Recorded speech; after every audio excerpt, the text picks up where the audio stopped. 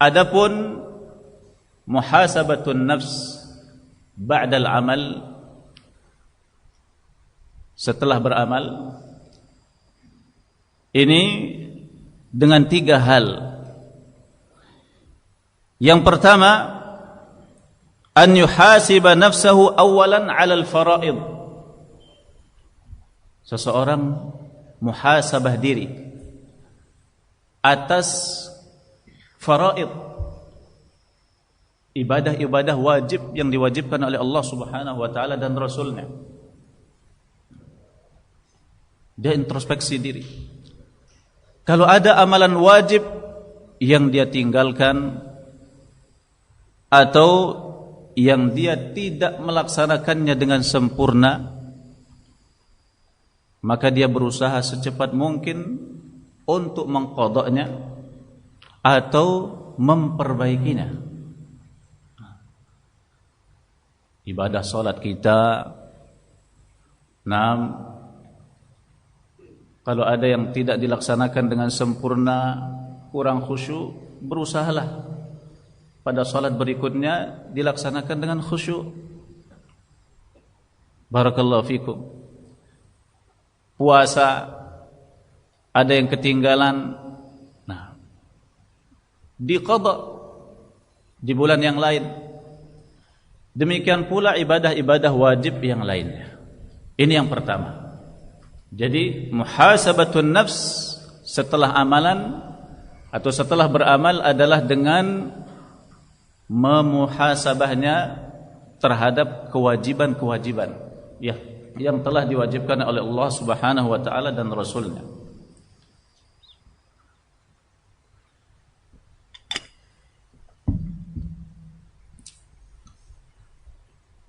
Dan yang kedua, muhasabatun nafs ala al-manhi ala an-nawahi. Muhasabatun nafs atas larangan-larangan Allah Subhanahu wa taala. Adakah larangan-larangan Allah Subhanahu wa taala yang pernah dilakukan? Larangan-larangan Rasulullah sallallahu alaihi wasallam yang pernah dilanggar? Kalau ada, maka dia segera memperbaiki diri dengan bertaubat, beristighfar, dan memperbanyak amalan saleh. Dengan 3 hal.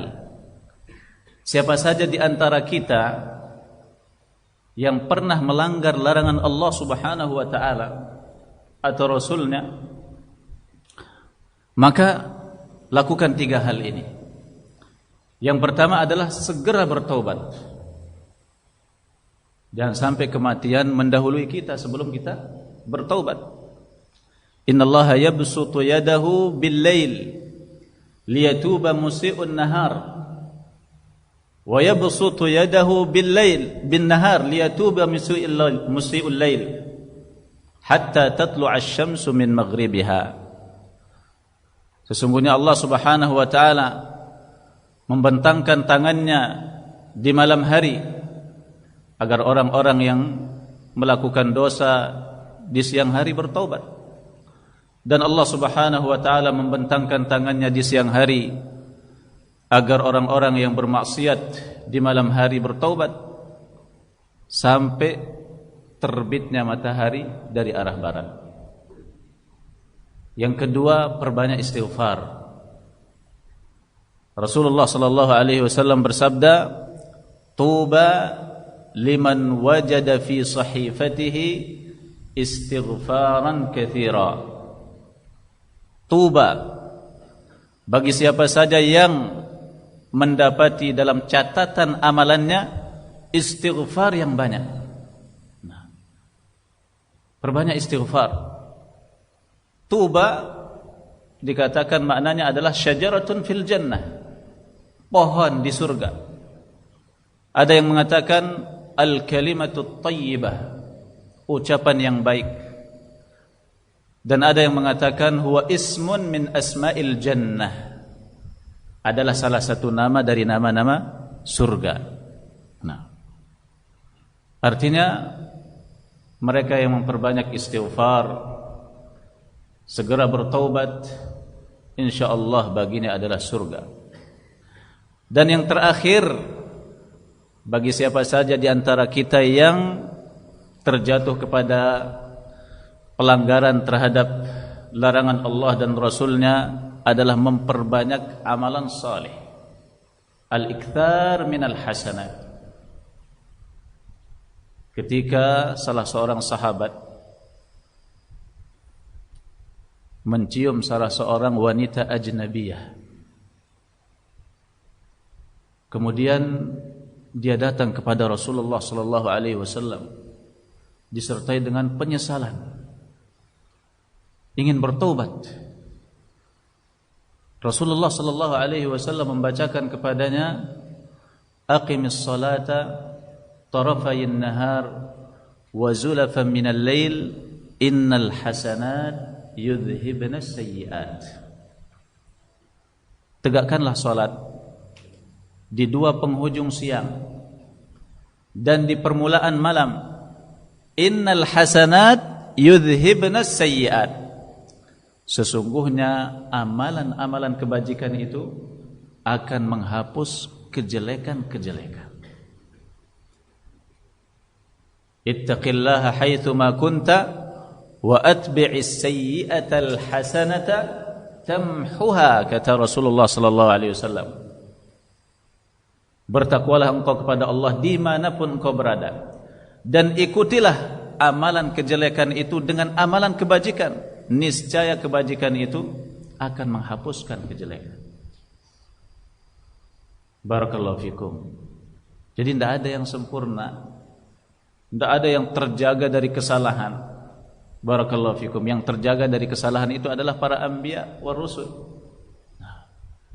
Namun sebaik-baik orang yang bersalah adalah at-tawwabun.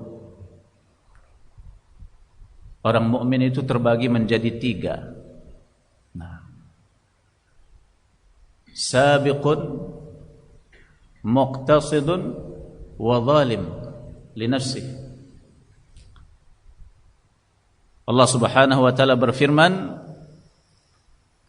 wa awrathna al-kitaba alladhina thumma awrathna al-kitaba alladhina istafayna min ibadina faminhum zalimun li nafsihi wa minhum muqtasidun wa minhum sabiqun bil khairati biiznillah.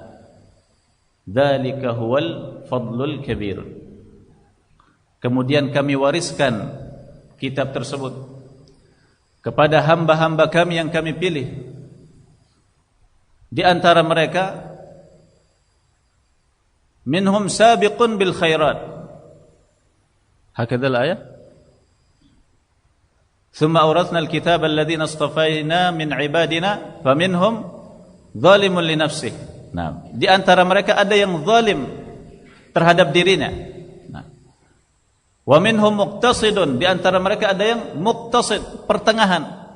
Wa minhum sabiqun bil khairat, di antara mereka ada yang dahuluan melakukan kebajikan-kebajikan, berlomba-lomba di dalam melakukan amalan saleh. Biiznillah, dengan izin Allah Subhanahu wa taala. Dan itulah keutamaan Allah Subhanahu wa taala yang besar. Jadi sabiqun, muqtasidun, wa zalimun li nafsihi. Sabiqun adalah orang yang melakukan kewajiban dan juga melakukan al-mustahabbat. Di samping dia melakukan salat wajib yang 5, dia juga melakukan salat sunnah rawatib, salat tahajud. Ini sabiq, ini yang sempurna. Nah, barakallahu fikum.